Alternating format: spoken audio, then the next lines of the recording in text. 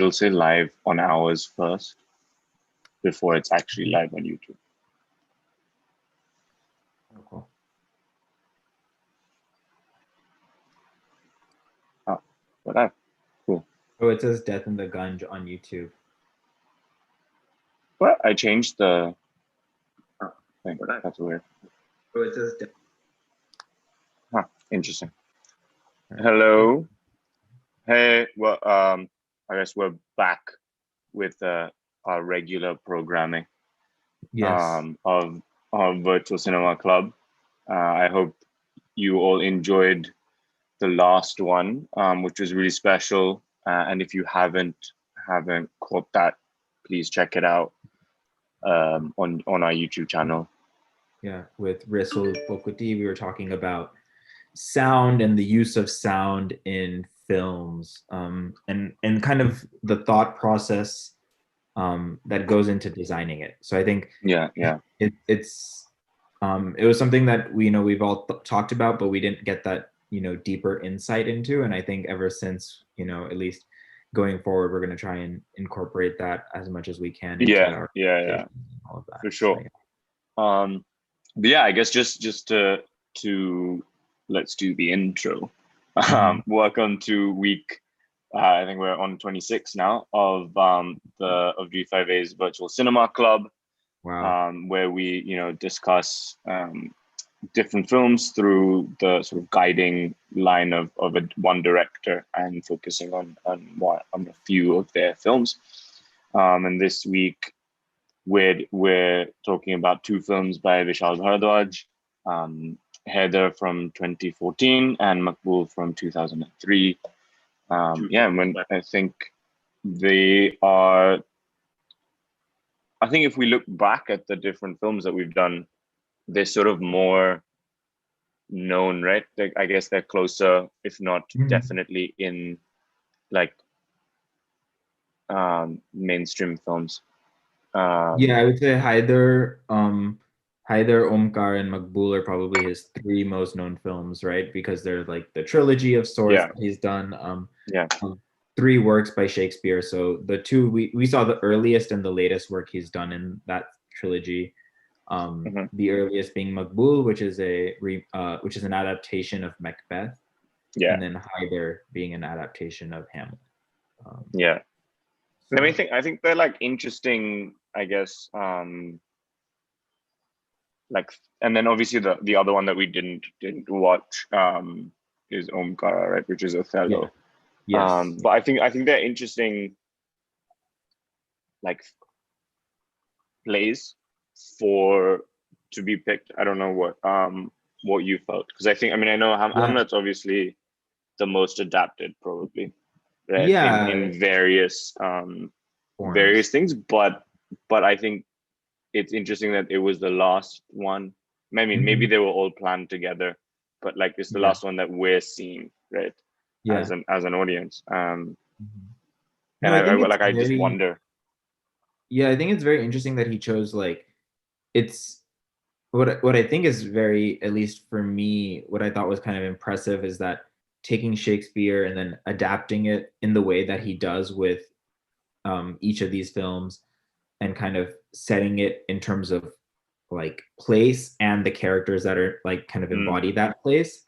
I think that's kind of what's really interesting about the work in that sense. I think it's I can't imagine it being an easy task to take Shakespeare, which has been done a million times, and trying to like find a way to kind of breathe freshness into it. Like for example, Hamlet especially, which has been done a million times. Even Lion King to an extent is Hamlet, right? So exactly. I think like I guess we should maybe just like dive into Maqbool first, and then go into Haider, because I think there's at least the difference that I saw, right? Obviously, we'll get into like some of the technical things in both, because Haider obviously is a more recent film.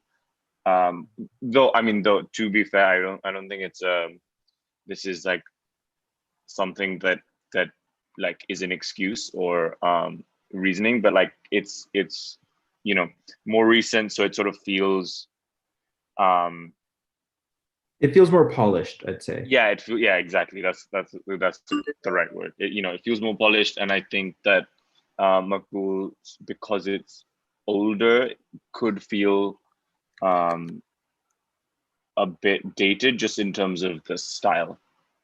Um, Mhm. but I think that's something, if we want to kick it off. Yeah, Um, no, we can, yeah. So Maqbool is basically, I mean, the entire premise of the film is about Maqbool kind of, he's essentially this right-hand man to Abaji, yeah, and the entire premise of the film is kind of based on the fact that he's in love with, and I wasn't sure if Tabu's character Nima, was yeah, Abaji, yeah, if she was Abaji's mistress or wife at the or time. I wife, don't, yeah. wife, I right? mean, yeah, Okay. I think you say. I mean, I know. I think you're led to assume that it's that she's his wife, but then like at the end not at the end, but like when they're having Yeah. um they're sort of prepping for that wedding, right? Mhm. She says that, or no, even after that, she says that, oh, he's found a new mistress. Like everyone knows that I'm. Exactly. So I was also confused there. Mhm. But it Okay. might just be, yeah, it might. I mean, Yeah, let's but just, let's just say that she's his wife for now, and yeah, basically there's this love affair between Maqbool and Tabu's character yeah, Nimni, and they kind of have this back and forth. And the entire premise of the film is that she eventually kind of urges him to, murder a budgie and kind yeah, of take over the throne, but then they're kind of, you know, just left with this guilt, right? And the premise of yeah, Macbeth is very similar in that sense as well, right? It's just the, the kind of the aftermath of this yeah, murder, yeah, which yeah, which is very interesting because if I'm trying to remember Macbeth exactly because it's been ages since I've read it, but if I remember correctly, the murder happens quite early on yeah, in yeah, the, yeah. in Yeah, the it play, happens like almost end of first act. immediately. Yeah, yeah. Yeah, I think Because the end of I the think first that act or like, second act. yeah, it basically like he's excuse me, um, like the witches, right, which we'll get into, Mhm. um, tell him about this like Yeah, prophecy or whatever, that he will take over from, I think, Duncan, or I forget, yeah, King Duncan. um, Yeah, King Duncan, and he will take over Mhm. and like be king basically. Yeah. And so obviously, I mean, this is like a interesting like Mhm. underworld adaptation, right? Where it's not it's basically the king, right, of Bombay, of the Mhm. government almost, right? Because there's lots of mentions that, oh, they Mhm. control the government. Mhm. Um, so that, I mean, that's like an interesting thing from the get-go. But I do feel like, I mean, I think structure is also something that we should, Mhm. get into with both of them. But I do feel that like that's in some sense where it like takes away from the film in Yeah, both because of them. because like I feel like the interesting thing about Macbeth as a play is that you get through the murder of Duncan very quickly, and then the rest of the Yeah, entire play is about this kind of moral conflict. Whereas yeah. with And then like how the haunting, right, is and then the basically, haunting and yeah, his paranoia and all of that, and yeah. in this that section kind of gets condensed into the Very latter half. small, very, yeah. And And it feels, like that. mhm, That you're like, oh, they're they're like feeling the guilt now. And like there's like maybe almost like just two separate instances mhm, for both, characters, yeah, Maqbool and Nimi. something like that. Yeah, That's the exactly. nickname. That's um Yeah. right.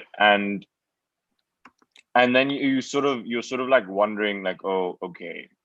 And then I the question that I'm thinking is that because of the inspired by Macbeth bit, right? That you feel you Mhm. have to do that. or is that um Mm. the natural like progression or the natural sort of next step of that story, right? Because I feel Yeah. like it it feels like falling between two Mm. stools, kind of, where you're like, I want to stay true to an adaptation of Macbeth, but I also um I'm doing it my own way, kind of thing. Yeah, yeah, yeah. I think it could have like, yeah, I get what you're saying. I think it's like, and I think as like a film, it could have built in to a little more of that section, which would Yeah, be that psychological kind of yeah. internalization that he's dealing with after this fact, right? And that would have been like more of the character study part of what the film could Mm-hmm. have dove into. Yeah, 'Cause I think the first half of the film essentially is like, it sets up all these characters, which is kind of cool, and I think it sets yeah, up a few of these relationships. But I think at the end of the day, a lot of it ends up being sort of expository in a way, yeah, and it's kind of exactly. just telling you, it's just setting up all these things for like the last hour to have some value to you, you Yeah, know? but also I think it's like setting up all of these strands and like building up to this payoff, Mhm. right? That I feel like isn't like, it kind of, you've kind of lost steam by the Mm. time you're at the payoff time, which is, Well, I think because the heart of the story is like this, right? yeah, But all the characters are like yeah, this yeah, far yeah, around, and exactly, it's like exactly. you're setting up all this, but at the end of the day, you're only tackling like this little piece Yeah, on the inside.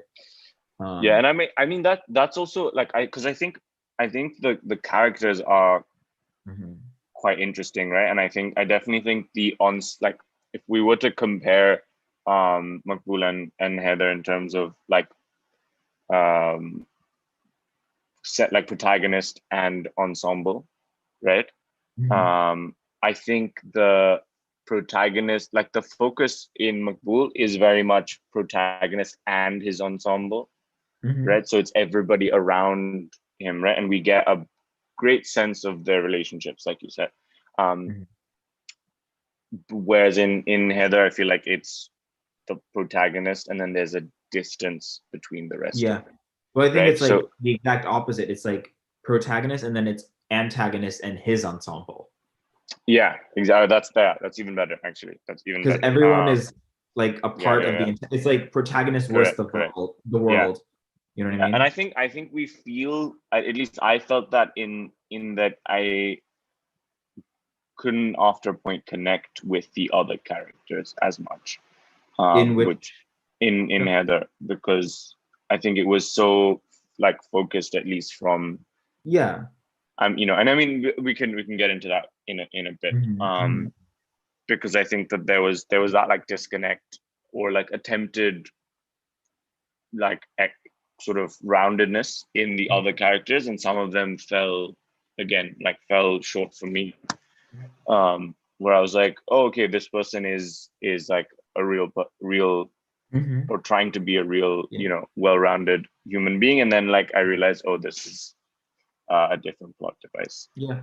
Yeah, I um think that's like the thing that happens with both of them, right? I think, and it's part of it might be just trying to stick to what the original the source adaptation, yeah. material is. Because, like, for example, I'm trying to remember the name. There was like one character in Maqbool, uh, I think his name is Guddu, Yeah. right? The guy who shoots Maqbool at the end, which like I understood he was like, kind of partnered up with what's his name? Uh the son who was getting married to Abbaji's daughter, and they were like, He's that's the son. I think, is it Boti? Oh no, Yeah, then but yeah, oh, Gudu's the oh, okay, son. sorry. So Yeah, Boti is the guy who shoots, and Guddu is yeah, the son, right? yeah, yeah, So yeah, like they've partnered up by the end, which I'm like trying to fully understand why they've partnered up. I mean, I yeah. kind Or of like how that happened, right? or just any of those like kind of changes in allegiances, Mm. Yeah. I mean, I how think and I think why, there he was like, in the opening couple of scenes, Mhm. they were sent out, right, on a hit or whatever. Mhm. Um and then he was going to, like, he beat up this guy, Mhm.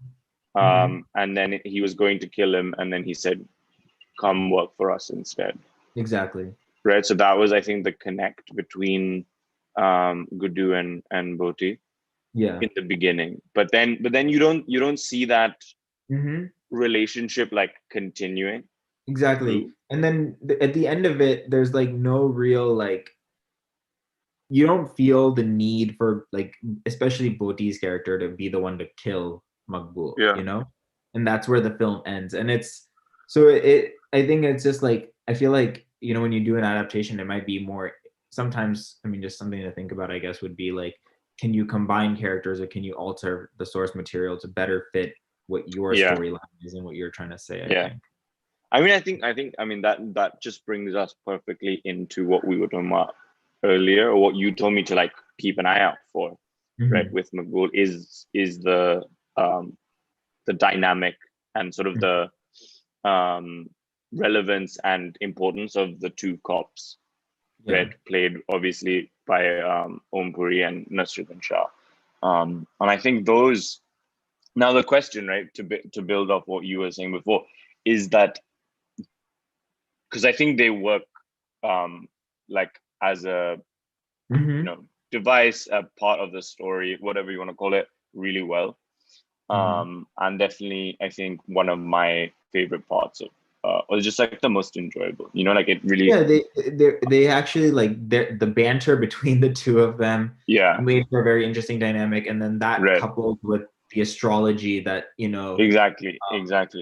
But I and also think it like what works really well is that it still drives the story, right? mhm, When they're seemingly chatting shit, right? yeah, Like they're whatever they're saying, or they're like joking around, having a laugh.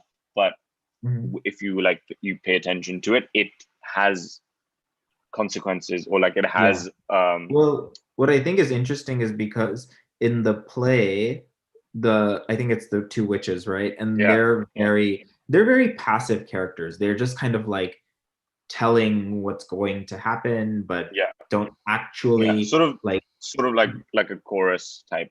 yeah, uh, exactly, right? yeah, But yeah, in this case, these two cops, they kind of do that same thing, right, with telling what's going to happen in the future, but at the yeah, same time, they kind of do these little things here and there where they're like moving timelines around essentially, or they're playing yeah, with they're yeah, like for yeah, yeah, example when exactly. he's letting that guy go and he says it's he lets Maqbool go and then he says it's all for the balance of power, right, or Yeah, whatever yeah, yeah, that exactly, line is. And so they take a more active role, which I think makes for a little bit more of a dynamic character than the witches in a traditional sense. exactly. But it Also, also I think that they again, like you mentioned, they're not simply telling us what's happening, Mhm, but they're also like commenting on it and like having an opinion, right? mhm, Because I think one like fairly simple example is when they're like sitting and like eating, mhm, like facing one another. I'm forgetting which part specifically, but Nasiruddin Shah says, "Oh, how will it rain? There's not a cloud mhm. in the sky. Like, you're wrong. This, that."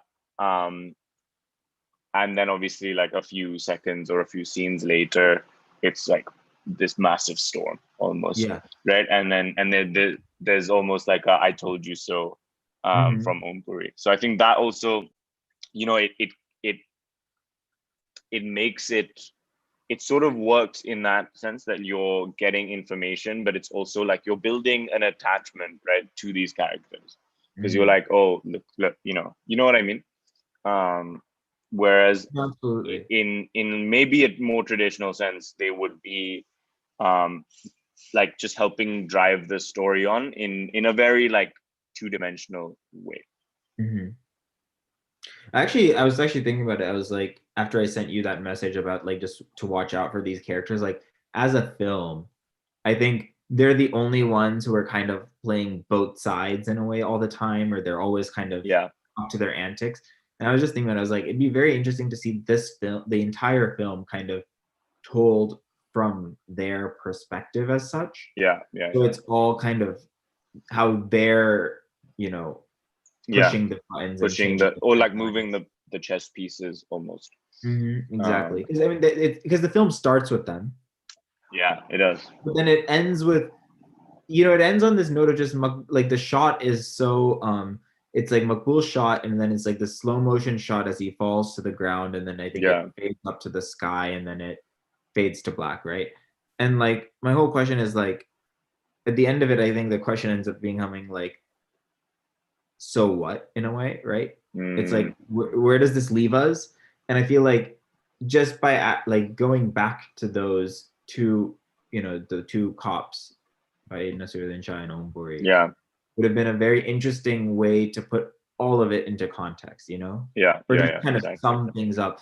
And it's not like the kind of like cliffhanger that is like leaves you thinking. It's a cliffhanger that makes you questioning, rather, and like Yeah, yeah. questioning in But ways of also, I think what you know the like I think the pieces are there for it Mhm. to leave you with the many questions, right? That Macbeth, as a story, very loosely leaves you with, right? Like Mhm. what are those things? Because I think like it does uh, some good work in adapting like a very old, very like distant story, right, into something Mhm. that feels relatable and feels potentially um, like very palpable Yeah. in an Indian context, right?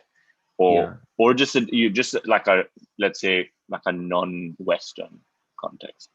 Mhm. Um, No, I think but that then was yeah, very incredible. I mean, that was like the one thing I really liked about the film. And then the other thing, I completely agree with you because it's not easy to like yeah, adapt yeah, a piece that's so well known, obviously. yeah, But I was just thinking about how the other thing that I thought was incredible was just the performances, right? And mm, like all the actors. I mean, if you look at each of these actors, they're obviously like well-known actors in their own yeah, regard and yeah, in different ways, but putting them all together in this kind of a way, and then also like Irfan Khan's first role in Indians, like in Hindi cinema, at least, I think, if I'm not mistaken.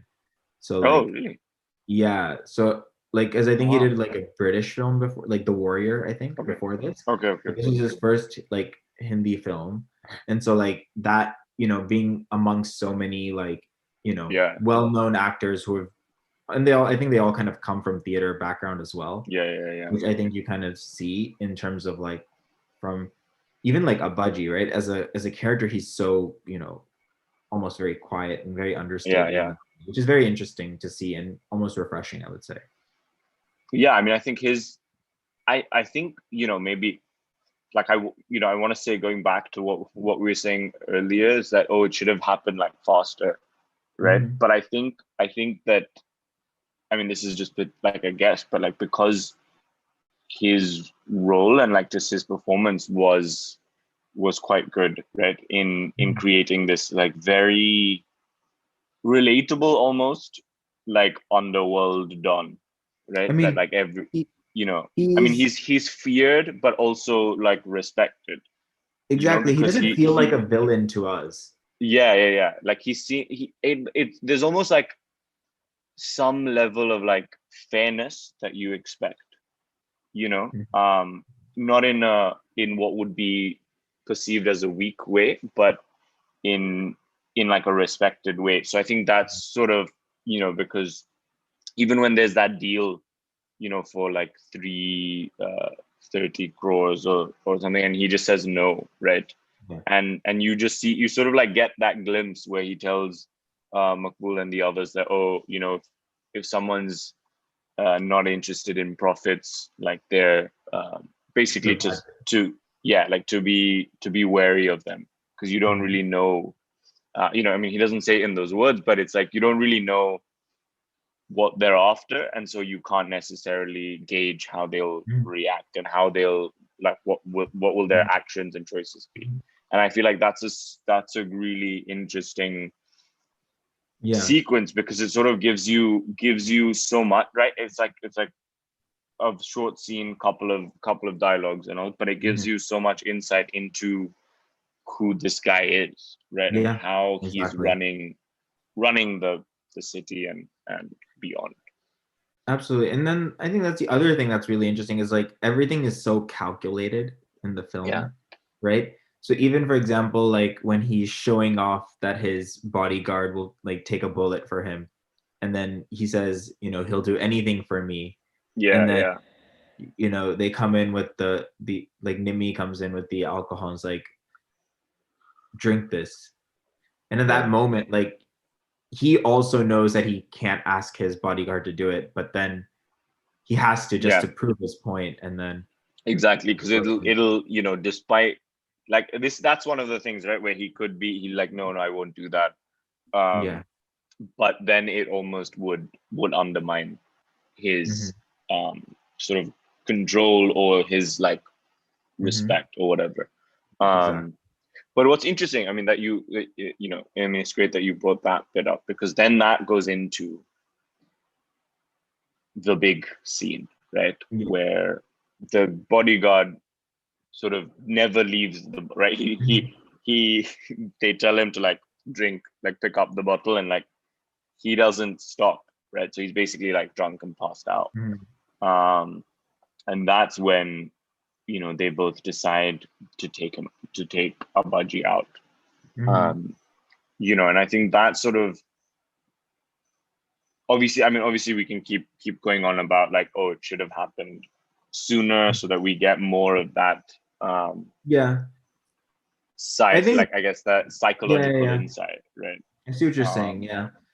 No, and I think it's an interesting way to like, you know, it's kind of like that just those little things also have like the setup and payoff, right? Like even with the two cops and these little like details that, you know, they pay attention to, and it's like you set this little thing up that has the payoff then. And I think you start to see that in Haider as well, right? Like little setups, like for example, they'll set up the scarf, right? Or the car, yeah, and then the yeah, yeah, payoff yeah, will be when they find it again, or you know the gun, or these little things here and there, like these yeah, little yeah, uses of props and whatnot.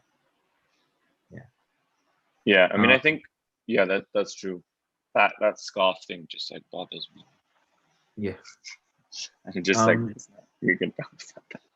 yeah, so I guess that brings us to Hyder actually, right? Do you think we should kind of Yeah, just yeah, we can. I mean, I think did we discuss enough of the cops? I think I think in well, I think Maqbool, what I we'll think do is so. now we'll talk about the grave diggers and the in Hyder, and I'm sure we can, if we need to jump back to the cops Yeah, if there's cool, anything cool. there. Yeah, yeah, that sounds good. Yeah. So I mean, I think so. Obviously, so Heather is sort of a modern adaptation of Hamlet, like Neil just saying in the beginning, and obviously what's I think what I've heard about the most and what worked when it came out was that it's set in Kashmir, right? Mhm. And that's sort of at the time like giving you and giving audiences so much of this like commentary on the situation there, and then Mhm. obviously watching it now, right, and seeing everything that's transpired since 2014, sorry, in those 6 years, um, Yeah. and how that situation, has not only developed, but like I'm basically just gotten incredibly worse. Yeah. Um, and it's sort of almost uh taking that idea, very, I mean, very, like, I guess oversimplifying it, but taking that idea of the big question in Hamlet, right, which is to be or not to be, and really through the lens of Kashmir and its people, it sort of just is a potential, um, like it's a great match in that sense, Mhm. because that's something that has been contested for so long, right? Like, Yeah, and and that question of I think identity and who they yeah, really are yeah, and as a also do people. they do like who they are, and are they like, do they exist in that sense, like are they allowed to, Yeah, um and I think because of that question, I think yeah, I think that it's like a very, it's almost like a play that is almost a good way to kind of dive into that world. yeah, um yeah, and good. It's a great story to use as a tool to dive into that world. Yeah, and I think I think it was also the I was reading. It's also the first time, like it says at the end of the film, right, that all of the, like it was shot in Kashmir without disturbances and lots of cooperation from the officials, and so I think that it was the first one that like received this much like access. I think, Oh, um, okay. so it also allowed people who hadn't, who were, I think, who were aware of the situation, but from a distance, right, and like through the news and through like friends, family, if at all. Like I think that was like but like to see some of these things that you're almost seeing, happening in the real world and seeing it in this film, I think would have been at the time a really powerful, obviously just would have added to the film and sort of its effectiveness, for lack of a better word. Right. No, I think so, and I think what's also I mean, I was actually thinking about this earlier when I saw the film. I think the one moment that I kind of, it really pulled me out of it for just that one moment, which was this one cutaway to Liafat's character getting a phone call when he's in Bangalore about his father's death. Yeah. And everyone else, like every single shot is set in like in Kashmir. Pretty much, I'd say. I think at least a solid 95% of it is shot in Kashmir. Or That at least it feels like the that world. similar terrain. Yeah, and that world. Yeah, for sure. Yeah, and that one scene just for some reason really bothered me. It just felt so like, well, to an extent to the story also, it was almost like unnecessary. Like you could have just found another way He to could do have it. just, yeah. He could have just shown up in Kashmir at his father's funeral. He didn't have to get the Yeah. phone call. And as a visual sense too, it really pulled me out of the film in that moment. Yeah. No, I mean, I think that now that you're saying it, I definitely remember feeling that way, but I just didn't consciously articulate it. But yeah, it does seem very strange in terms of like a choice, right? Because I think there's no other way. Like you can't chalk it up to, oh, this, or oh, it was in the story, or oh, this, it's very clearly just a choice, to say that, okay, this is how we'll bring this character back, essentially, because he leaves, right, like, and he's out of sight and out of mind. And sort of his role in the proceedings is no more, and then to sort of bring him back like this feels even more disconnected. And it almost feels like a different film, right? Because you sort of have created, whether people like it or not, but like you've created this world almost, right, where even from everything from like the different buildings and the insides that we're seeing, the clothes, the scene, and then this one feels very, there's a certain like visual style, there's like a certain like emotion and mood that comes with it, and certain I'd say texture even. And like, because I've been to Kashmir, I've been to Srinagar, and it has its own, it's completely different. There's no way to like, and you see that in the film, right? Which exactly, to their credit, they've captured so beautifully, some of the locations and everything, and the way they've used this, like the scenery and the terrain to kind of take us through the story from different place to place. And then you have like this corporate office in Bangalore. It almost, it almost feels like two different times. That Kashmir almost feels frozen in the past. Exactly. And it feels like an older time, and suddenly, like you said, we're in this like office in Bangalore, and like it feels just weird. But I think that going back to some other the scenes, I think that there are obviously um, things that people have spoken about immensely is the acting. So I think we can it makes sense just for us to touch on it briefly, and then we can move Yeah. to other things. But I Should I think share my screen with the stills that I have, and then we can talk over that? yeah, let's do that now. Share Um, screen. Share. Right. Oh, whoa, we went full screen. Is it sharing? Yeah, I can see. Yeah, and I think what's yeah. So back to what I was saying is that obviously the acting, which does hold you, right? So there's notable performances from Shahid Kapoor, who's here he is, and Tabu, there she is, and and I think that's something that that really holds, again, I think similar to what we saw in Maqbool, the acting and the relationships do carry you in the film. I do feel like this one, like I was saying earlier, that there is a bit of a disconnect in terms of the relationships, right, and like the ensemble. I don't know if you can you hear me now, Niraj?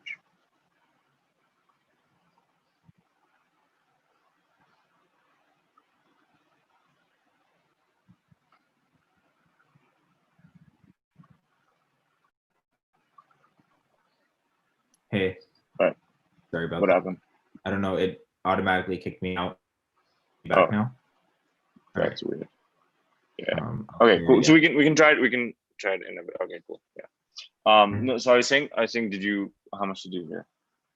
I heard something about performances and ensemble. Okay. Yeah. So no, so I was basically saying that I felt like in this one, the connect, right, between the different characters um wasn't as strong as in Maqbool. Like Agreed. it felt like the other characters were trying to be like, I mean, an example, right, I guess, that is that, like, with Shraddha Kapoor's character, Mhm. right, like she starts off, like I think her introduction is great, where she basically saves Haider from himself, right, with the cops Yeah.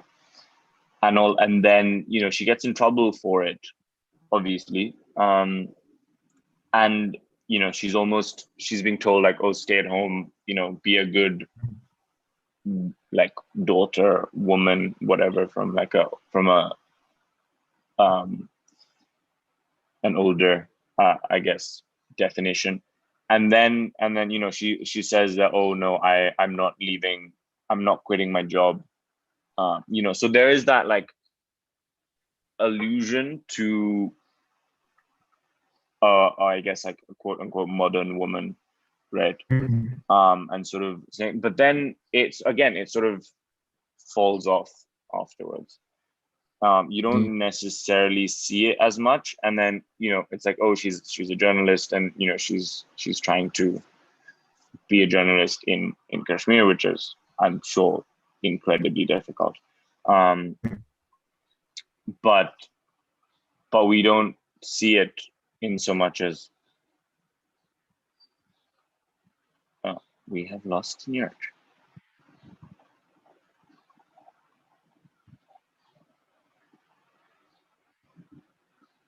Sorry, folks. We'll just oh, there he is. He's back.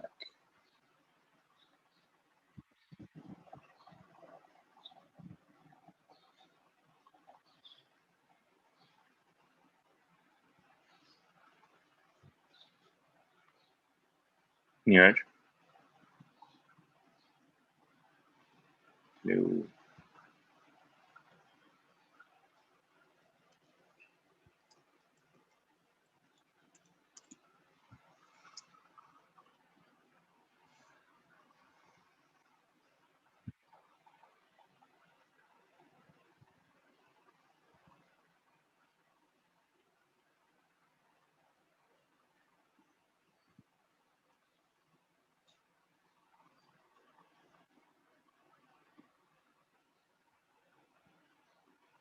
Sorry, folks. You're just reconnecting some tech issues.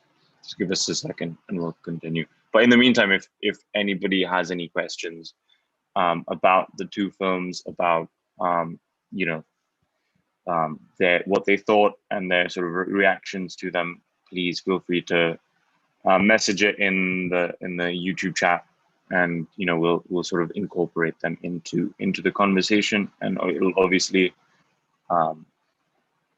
add to the different conversations that we're having about the films and going forward as well. All right, Neeraj is almost with us, I think. He's almost back.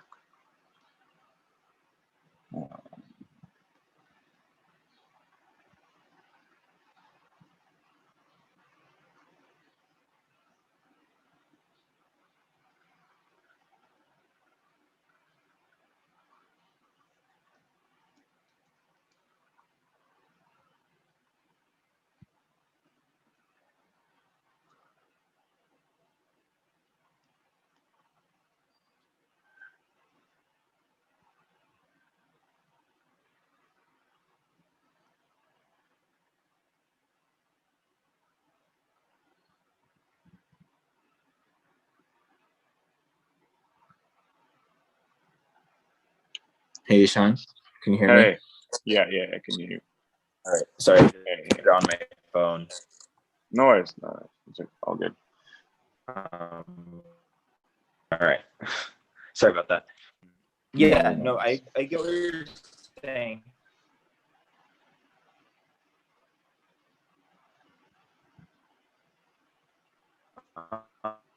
I can't hear you.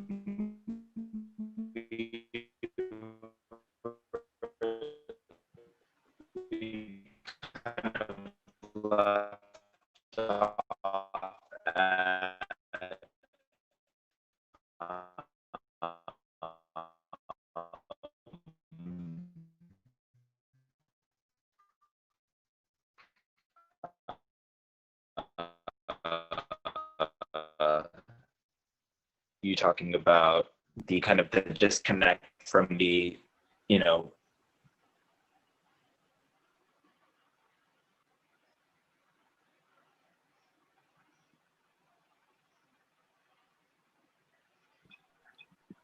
Hello? Hey, sorry. Is this better? I hope this is better. Yeah, so much better. Sorry about that, guys. Better. So much better. Yeah. Sorry, folks, but we're small weird issue. It just kicked you off randomly, right? Yeah, I don't know why. Super weird, yeah. No, so you were saying something about the disconnect just now. I think you were saying. Yeah. No, you were talking about the disconnect between the characters. I mean, it's you. I get what you're saying because I felt it as well from all the characters kind of around him. But I think to an extent, it almost is apt for the story that they're trying to tell, in the sense of you feel as much of a disconnect as he does from those who are closest to him. Yeah. No, I agree. But I think my issue with it, or I guess contention, was that let's say in a conventional Shakespeare play, right? That X character is a plot device, right? And you're fine with that. It's not an issue, because it keeps you in the story, it keeps you in the world, and you're able to. It's almost like, this is sort of what you're taught when you're writing, right? Is that when you're writing in prose or in a story, and it almost feels weird if there's a scene where you're talking about there's dialogue between characters, right? And you say there's whatever the person said, and it says, let's say, Neeraj said, right? Or and then the next thing is Ishan said, this, that. And then you almost feel, right, as you're writing it, you're like, why, this is just so repetitive. Is there another way to do it? But the whole point is that the word said, right, works in a sense that I know as a reader that this is what's happening, and people, like two people are speaking, but I forget the word, right? Mm. And so my focus is on the dialogue, or like what's being said. Mm-hmm. But what happens is when you change that, so like each time you say Neeraj said or Neeraj shouted, or you're bringing attention to this thing, and it's not adding anything in each case. So, and I felt that for this, right, there was some of the characters were like almost they were like in between just being a plot device and being like a full blown character Mm-hmm. themselves. Yeah. And I think that, because that it also pulls Mm-hmm. you out of the story, because I feel like Yeah. if they were, like if they're disconnected, Mm-hmm. don't tell me, like I don't necessarily need to know by that scene of Shraddha Kapoor saying, "Oh, I'm not going to quit my job. Like I'm not going to let you control me," in that sense. We can see that from the Her action, action. Yeah. right? It's a show not tell Yeah, approach. yeah, exactly. And I feel like that's something that we see, and we spoke about it without like really explicitly stating it, but that's also what happens in Maqbool, right? You're also doing a lot of in a different way, because there's a lot of this showing of the pre stories, Mm-hmm. and Mm-hmm. when almost it's after killing Mm-hmm. Abaji is when the story begins, right? That Yeah. happens. So it's like Yeah. I think it's like opposite, in the sense that here there's a bit of like telling that we don't Mm-hmm. necessarily need, and there's a bit more Mm-hmm. like we're seeing too much. Like you can Mm-hmm. you can establish these things much faster in some Mm-hmm. sense, or like no, I Mm-hmm. don't want to say faster, more economically, right? Yeah. And still have the story like hit you in the places it's Mm-hmm. supposed to. Mm-hmm. Mm-hmm. Mm-hmm. um I agree. I think, yeah, I totally get what you're saying now that you mention it.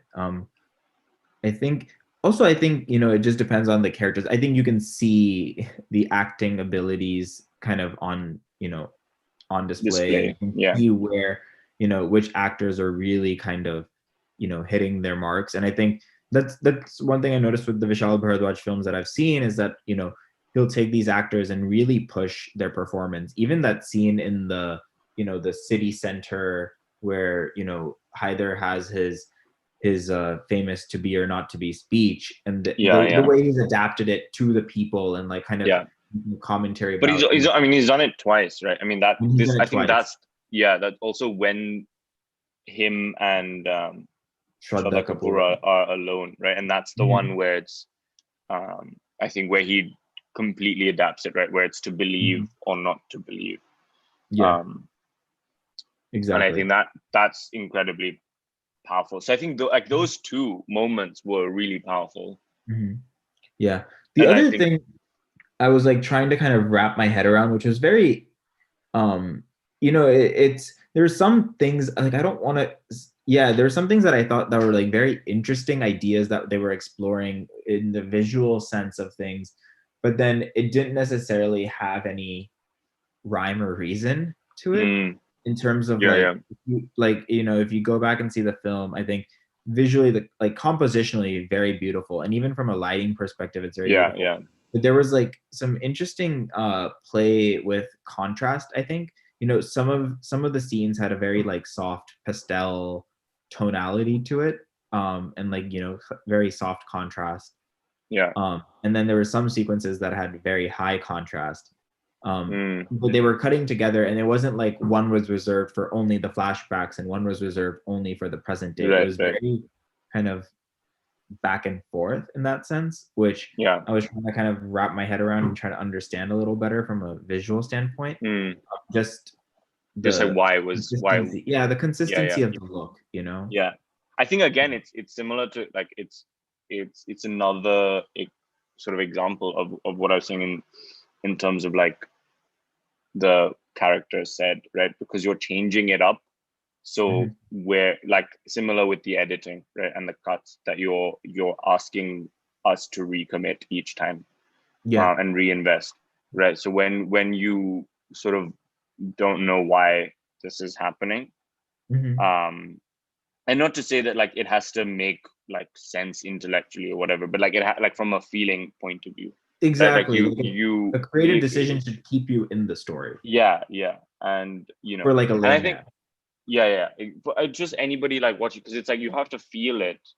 And then I mean that's also part of what our goal and intent is, right, with the cinema club, is to just watch different films to understand these things in one, from like a technical standpoint, where we do that on in one part, but it's also just how does it deliver, right, from that just like intangible way, because I think so much of this creation goes into that. But also, I mean, I think similar, like structure wise, I think there were some interesting parts that you were led to assume things, right? Like when he first arrives, right? When he comes back from college. And so you think, like there's that intense opening scene, right? Where they're doing the search, and they find that, he's harboring the militants. And then you cut to whatever time, right? It starts in 95, and you don't know when he's returned, like how many years later he's returned, but you are left to assume that he comes back, like he left at the time, right? Like after this whole thing happened and their house got blown up, he left. And No, I thought he left before. no, it says that he was, so that's what maybe what you assume, right? I assume that he left like around that time, and then he came back much later, right? But really, and then it's sort of the time that he was away seems to be, or you're led to believe, is much longer, right? But then you sort of see it as the story progresses and as the film progresses that, oh, he's actually been there, like he was home for quite a while, right? Like it's not like he left when he was young and then he's come back a grown man, though that's what you're led to believe. But like when he was there up until college, right? Like he was quite an old kid. He was like, so 16, 17, something like that. And so I feel like that is like a weird thing, because like it builds up as like, oh, he's coming back as a new, like a completely No, I think like those kinds of things, right? Like chronology of events. Because like what I felt was happening in the film, right, was kind of going back to the idea of telling, or like show not tell, but in the sense that they were telling rather than showing. Was flashbacks to certain key moments kind of came in when it was convenient to the story, rather than kind of incorporating them in a way where it carries you through the film, where you're like, oh yeah, I remember that moment, which led to this moment. Rather, it's like, oh, I need to know this moment right before this moment, so it makes sense, exactly. And so I think that's where the timelines and stuff that you mentioned, they get a little not necessarily confusing, but they just get it becomes telling rather than showing us. Exactly. It's I mean, I think that's also why so many people like dislike the use of flashbacks, right? Because it is like an overly convenient, oh, here, let me fill in the gap for you, like that you don't already know. But I think there was one thing also, just that in a similar vein, I think there were a few parts where coincidences happen, right? And they happened where they help a character.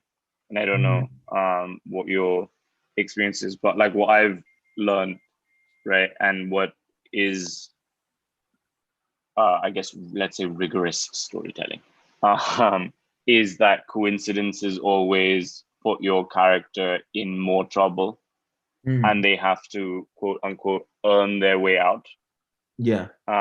Rather than coincidences getting them out of trouble. Like, Yeah. it's I'm not saying it's It feels necessary. a little serendipitous at times, right? Yeah, but that's like in most cases that's supposed to happen, and like if something like that happens, the consequence is that your character is in more trouble, not less trouble. Right. And obviously that's you can argue like, oh, but that happens in real life, that like, oh, this was just a coincidence and it's so much better now.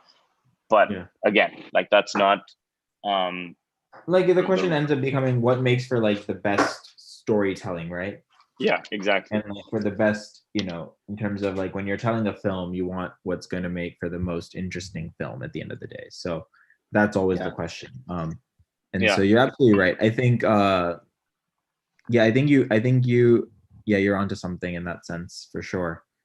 Yeah, Um because like I mean the one that I remember the most mhm. is when his father, Heather's father, and Rudar are um, in, like, they've been captured, right? And then they sort of have the same fate, but one just coincidentally Got escapes, away.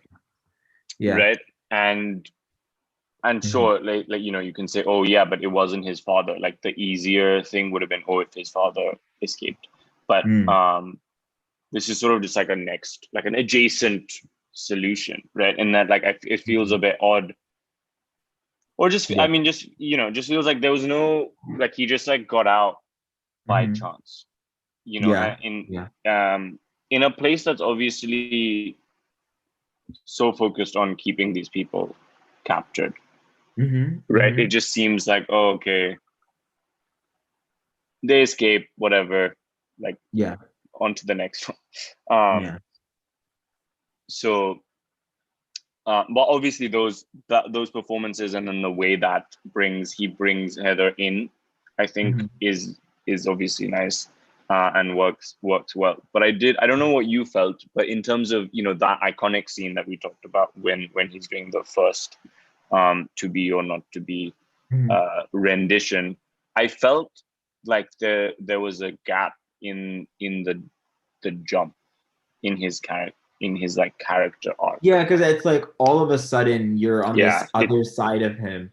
And so yeah. this is the other thing that I've been thinking about, which is really interesting, is because these films are in at least in India, they're built with an intermission, right? Mm, So I wonder if that intermission, you're gone for yeah, 10 minutes and you come back and you're like, oh, he's this whole other character now.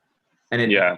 works in a way with an intermission, but it doesn't Oh, work. you think it would be better? You think it would be Or it would be more? less jarring maybe because you're like, oh, he just found out, like maybe he finds out his father is dead, he has Right, this right, moment, right. and then the intermission is you filling in the blank of this transition of his Mm, character into this yeah, mental state that he's in.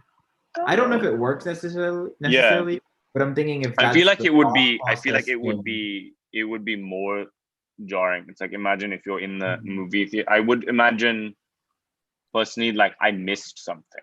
yeah, I wonder if Like that's like like yeah, it was like I took too long to get right, food, or go to the bathroom or yeah. whatever, and like I was like, oh, it's already like begun. What I miss? Right, Um, right. because Yeah. I think that we're building up to it always, of course, right? Like that's the whole thing, is that from the I think from the first moment we see Shahid Kapoor on screen, um, he's like looking for his father, so and like 95% his father's not alive, Yeah.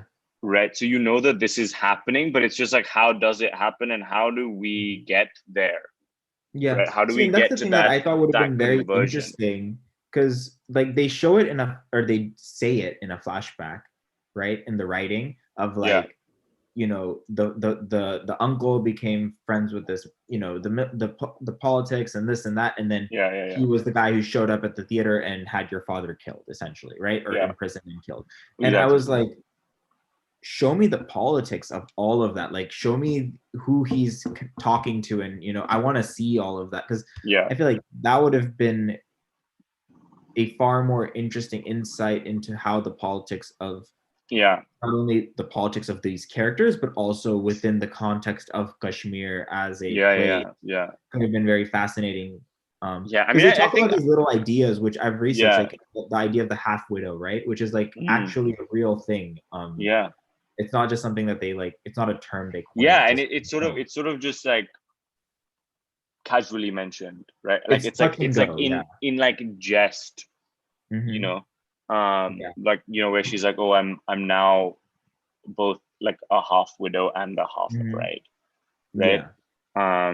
Which as like a juxtaposition, I feel like is like incredibly powerful if you're allowed that time to process it, I feel. Yeah. Which is, I mean, And I which feel is, like you they know, could what you're have saying. dove into some of those. I mean, that's the thing. It's right. It's like they've picked a very beautiful setting for a very, apt Yeah. tale.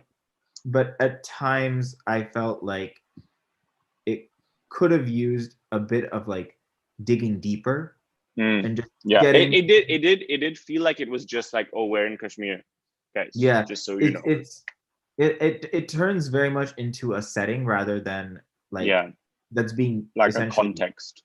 tokenized Yeah. in a Yeah. way rather Yeah. than the actual. I mean, they brought in certain things obviously, but they weren't explored fully in terms Yeah. I of mean, like I think what it would wasn't make like this film. fetishized like a lot of other No, absolutely not. storytelling might have, but it does, like, I feel like it's one, like you said, it's like one step away still, right, from you know, doing more. And Mhm. I also feel like the setup of um Heather's father and uncle, right, Mhm.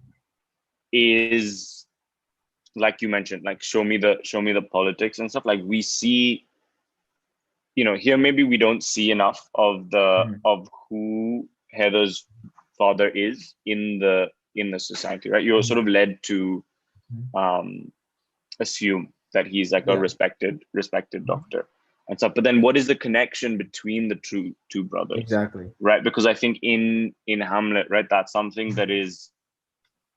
is very Mhm.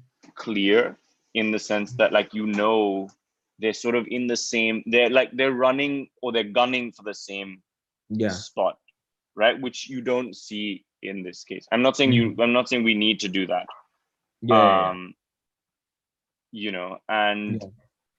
but I It's think that, also just like I was just like kind of the idea of the whole show not tell and how you kind of do this, and especially when you're talking about making a film in a conflict, like about a specific conflict and trying to like still make an entertaining film in that space. I mean, obviously this film has its problem because it runs into that whole white savior issue, but I think a film that comes to mind is like Blood Diamond, right? mm, Where they take a film, set it in a place with, you know, obviously a series like these big issues, yeah, but yeah, they also at the same time like they're able to focus on the story, but at the same time talk about the issues and show mm, the issues yeah, yeah, yeah, that plague that region. yeah, And I think that's what I really like love about that film, and I think like yeah. And I mean, I actually, you know, it's been on my list for the longest time and I have not seen that. But yeah. I have heard so much. But so we have a comment, I guess, from Sakriti that I just bring into this because I think it's relevant, and I'm glad that you brought this other film into the conversation. But she says that, you know, I think that's the boon and bane of mainstream cinema, in that it can draw attention to these politics, but it always needs to stay within the line, right? But still can bring so much into mass consciousness. Um, and I think, you know, Blood Diamond's a good analogy in that it is, you know, comparably, I guess, a mainstream film, Yeah, no, right? it's extremely mainstream. Yeah. Right. And you have one that similarly here, right? And do you feel, right? I'm just asking because, and if anyone else who's seen both and you know, can see the parallels and what successes one had and what the other might have had. Do you feel that it was, you know, we were able to see more um, of that, like you were seem to be alluding to, right, in Blood Diamond as opposed to Mhm. um, Haider, right? Like, does Yeah, it? Are we perhaps staying in line, like too much in line here? I think so. I think it's I think what happened with this film, I mean, obviously it was, relatively, I would say, a mainstream film, right? It was released widely, it has your, you know, bigger actors and all of that. And so I Yeah, think there is a certain it turns into there being a certain responsibility to the people who are also putting the money up and all of that at the end of the day. sure, sure. So that there's definitely that side of things. Uh I don't know. I think like what Sukrithi's point is a very interesting point, right? It's the work starts to um I think I don't know if Haider specifically does this, because I remember when Blood Diamond came out personally, after I finished watching that film, I immediately wanted to research what was happening in Sierra Leone and what was happening in that region. I was Yeah, yeah. driven to action, so to speak, right? Or at least find out more and know more. Um, to me personally, I don't know if the questions that arise out of Haider would have pushed the general audience to question more. Mm. You don't think? I don't think. I mean, Mm. and that's where I think the movie could have gone further, is what I'm saying. Yeah, yeah. Um, But I think in I that, think I think what we're yeah. saying also, I mean, just to clarify that, because it's not what we're saying isn't necessarily that, oh, you need to, like, this needs to be like a film about the politics of Kashmir only, but it's just that how are you creating that texture, Mm. right? So that we know, right? Like, you're telling us the story of Hamlet in Kashmir, but It's we such a so great that way to we enter the world. yeah, you're right. It's like this is your entry into that, and there's so many moments, I think, that like, if you look at it, are like about to get there, right? Like, you're almost, like, you're dipping your toes in almost Mm. when you can, like, dive in, right? I Yeah, think that whole scene, you're right. the Shahid Kapoor scene, right, where he has that big monologue and stuff. I think that's Mhm. um a great one, though on the nose. Mhm. um and I think on the nose only because um it does, again, it's a bit of a stark jump, right, Mm. from in the character development point of view. But if we're seeing it sort of, if we see the trajectory, right, like, it, like, when that scene happens, right, I think in an ideal scenario, you want to go, I knew this was coming, right? I just didn't know when it was coming, and Mhm. this choice is amazing, Mm. right? Like, that But I this think it's way like it's the thing happening. is, we know Hamlet, or we know some vague sense of the story of Hamlet, right? But we don't know Kashmir and what's happening there, So necessarily as authentically as, someone from there. We kind of know it from the outside at the end of the day. And so I think that's where it's like almost like go like I wish you could go that extra mile and make it hard for the viewers in some sense, and like push the viewer to really start questioning things, and yeah, um make it, yeah, just go in that sense. because I mean, I think that's really the power of, like, say Hmm. like satirical films, right? Is that you're seeing one thing, right? But really, it's subconsciously sort of like Yeah. tapping into to a few questions that, like, stay with you and you think about them later, right? Whereas I feel like, I don't know, here, Hmm. Hmm. like, I mean, maybe it's because of the lens through which that we're watching it, for the cinema club, that we're Yeah. focusing on all of these things. But I think that, again, it's like those so many things that we've Mhm. discussed, is like, when you can see them is when they're not necessarily working, right? Yeah. Is that I so think much also of it? like, Yeah, I get what you're saying. I think also like a lot of the tricky thing with making films in India is obviously just the censorship of the country Yeah, itself, yeah, right? And that yeah, turns into a huge thing. And so how much can you truly actually do without, shooting yeah. yourself in the foot? Yeah, and also I guess the thing is that the choice is so much um heavier, right? In that Yeah. it's, do I make this film and get people to see Hmm. it, or Hmm. is it just like stopped and then people see Yeah. like a cut up version that will be even worse, right? So I guess it's Hmm. like the lesser of two. um, Exactly. Yeah. um yeah, but we have a bunch of like other comments. I think Okay. that this similar thing. I'm Base. just going to try and do See if there's any justice. questions. Yeah, Yeah. yeah. So I mean, Anything. one of them is like it's just sort of, which is true, which I think we tried to keep in mind. Where Shraddha is saying it's important to keep the context in mind. A film like Haider openly addressed the consequences of the Afspa of 1958, and could not be made today. Yeah, that's so Um, true. yeah. So there is that very like, there are those moments, but I think what we're saying, right, is that those moments where they are taking those leaps and they Hmm. are pushing, were maybe not necessarily supported by the complementing moments, right? Hmm. In that we, like you said, we want to see not only the politics, but we just want to get that like, I don't know, just like that world, because we're almost in it, you know. I don't know, I feel like I'm Yeah. repeating myself now. Yeah. No, I think what it is I think it's like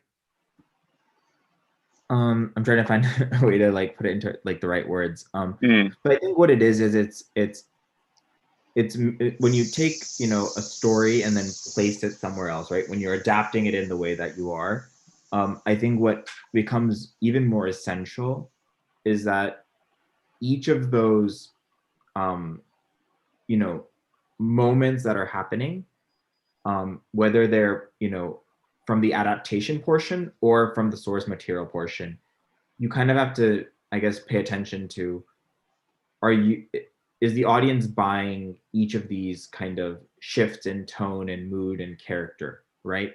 Because yeah, Hamlet on its own, we know Hamlet on its own works, and we know you can make a film in Kashmir, right? But putting the two together, I think that sense of you know um, the gelling between those moments as you go from scene to scene, I think that's the tougher part, and I think mm, that's obviously the challenge of any adaptation at the end of the day.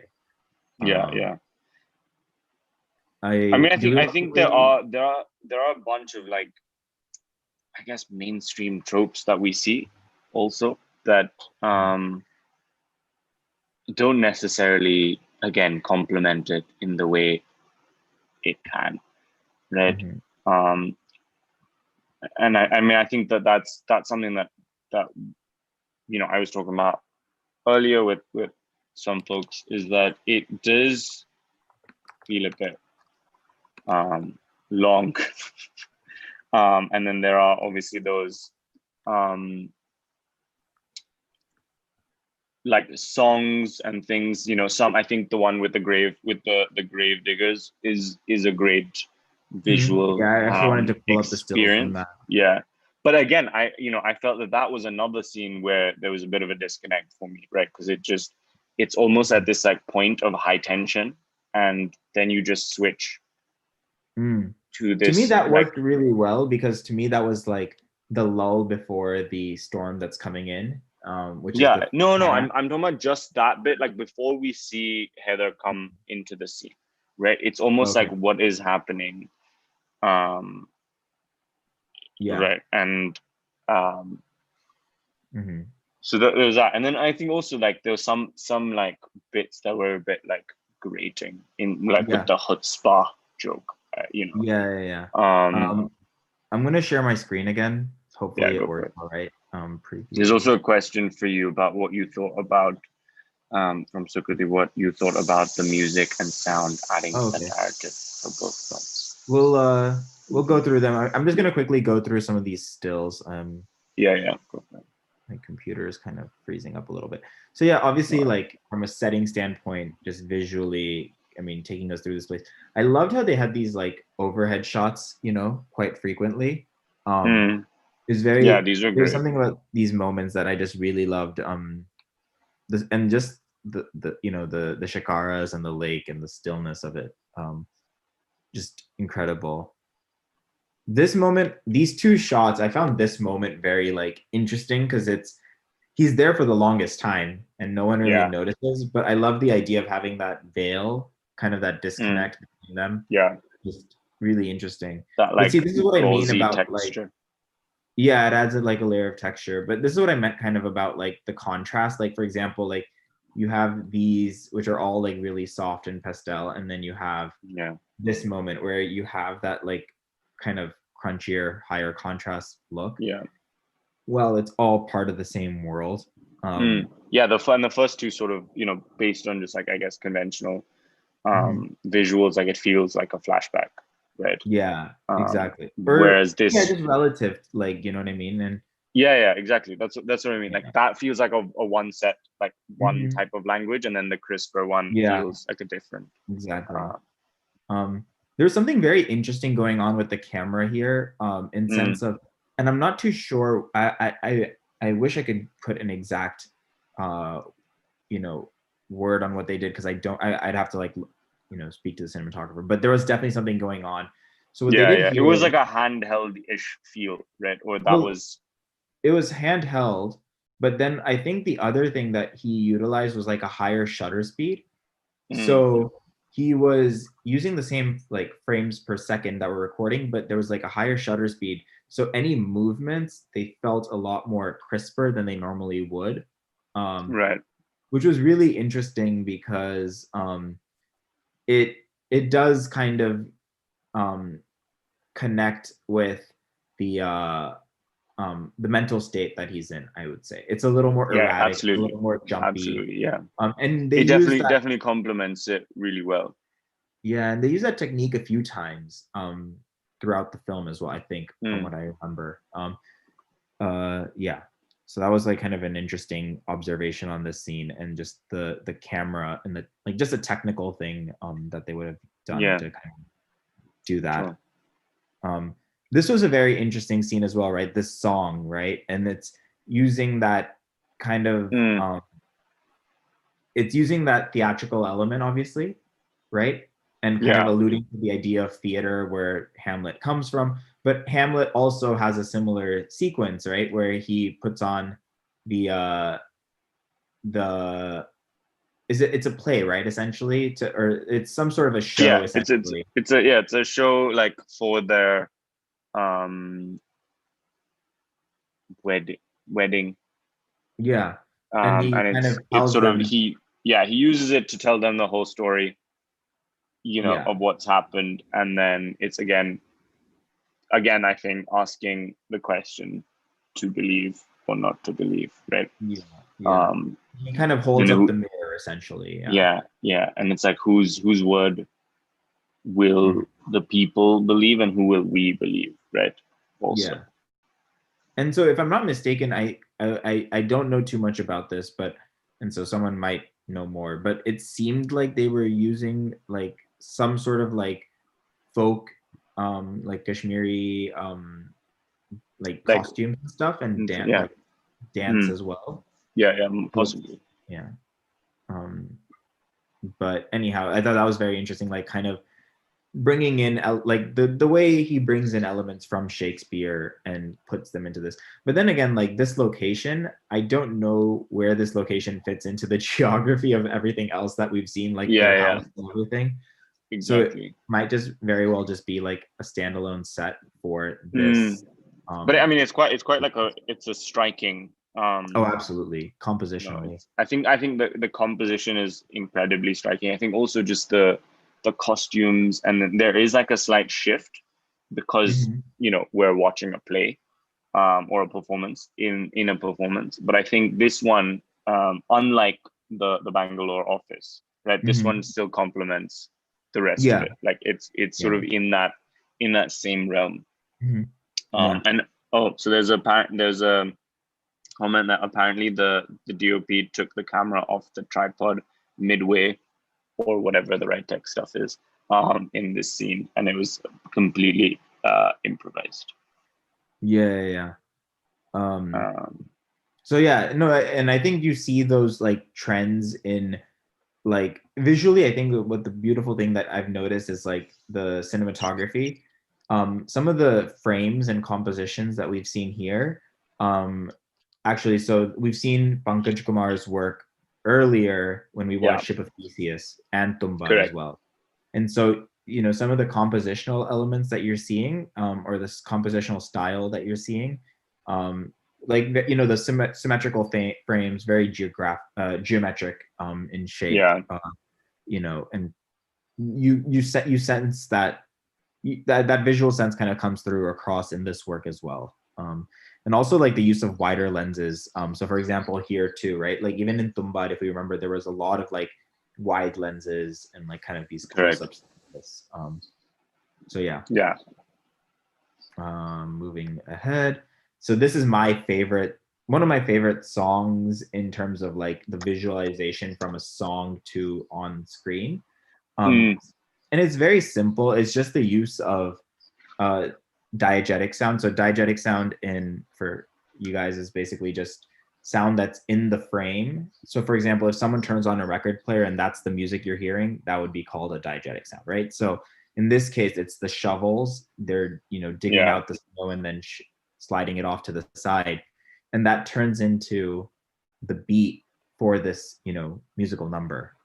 Right. Um, and I just once again, like compositionally, just love how there's these like sets of threes and then like the camera cranes Hmm. up and you have Yeah. this moment, um and just and like I said, once again, it's like that calm before the storm that's kind of coming Yeah. in. Yeah. And lyrically as well, like they're saying like come sleep in these Yeah. graves, Yeah. it's No, yeah, I think this was like this scene was great, because I think they also like once Heather comes on Mhm. screen, right? They're like, oh, grab a shovel, like dig the Yeah, grave and like get in, right? Like it's yeah. very for something that's so incredibly um dark, right? I think Yeah. it's a very light treatment of it.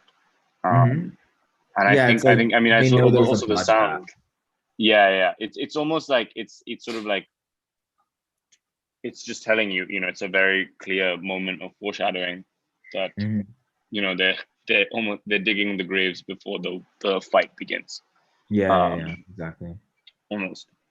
Um, Um, but yeah, just visually, I think like just the idea of the threes, and you have this triangle here, um, and then once again they like the little kid comes and they sleep in the graves, and then the camera comes up and it's like they let it go out of focus, and then the next shot starts out of. I don't have the screenshot here, but the next shot starts out of focus as Haider kind of enters, and then they tell him to dig his grave. yeah, yeah, um, which I thought was just yeah, it's like it's like kind of that comedic relief in a way yeah. that you need Yeah. I before. mean, I think what I was saying earlier is that I just felt like it works as a scene, right? And I think it works just generally, like maybe from the mainstream point of view, but it does maybe detract from the actual narrative to some extent.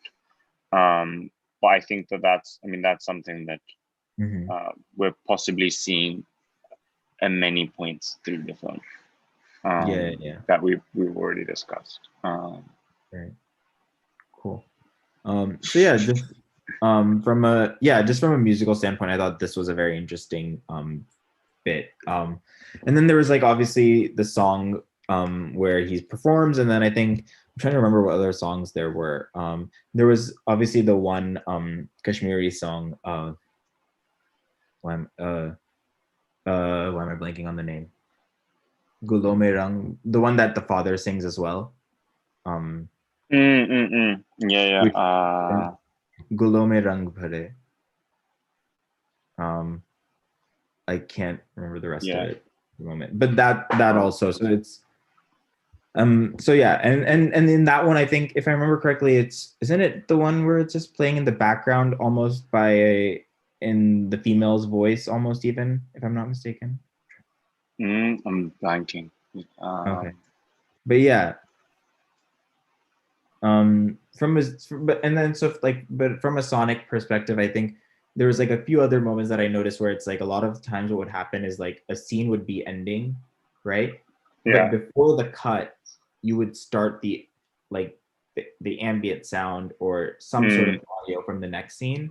Yeah. There was one especially where I noticed it, where there was a scene where it's kind of early on where Shahid Kapoor's in a rickshaw, right? And so the shot is of the rickshaw kind of coming to a stop, and then he gets out and pays the guy. But the sound of the rickshaw starts a moment, like maybe like half a second or 3/4 of a second before the cut into the rickshaw. I think that's like, and there's these like little sonic bridges of just like kind of as transitions, even though you're going from one character to the other. Yeah. Which I thought was really cool. Yeah. Do we have any more questions or anything? Thoughts? No, but there's a comment I got separated that I missed, but apparently Haider is based on Hamlet and Bashrat Peer's book Curfewed Night, which adds sort of the context, like I guess the Kashmir context and setting, which is kind of cool. Yeah. Yeah, I think, I don't know. Was there anything else? I think we mostly covered a bunch of the comments as well. We tried. Cool. But yeah, I mean, I think this was. Right. Yeah. But yeah, I think. I mean, there's obviously like a lot that we can continue talking about, because there's a bunch I think, we tried to sort of condense it in this conversation, but I think there's a lot. Perhaps maybe we can keep that chat going in the Telegram group. Yeah, maybe, absolutely. And then also then focus on the next director, which we'll announce in a couple of hours. So check Instagram, website, all of those places, and we'll but that'll be in 2 weeks from now. Yeah, sounds good. But yeah, thanks for everyone who tuned in, and we'll catch you in the next one. Yep, absolutely.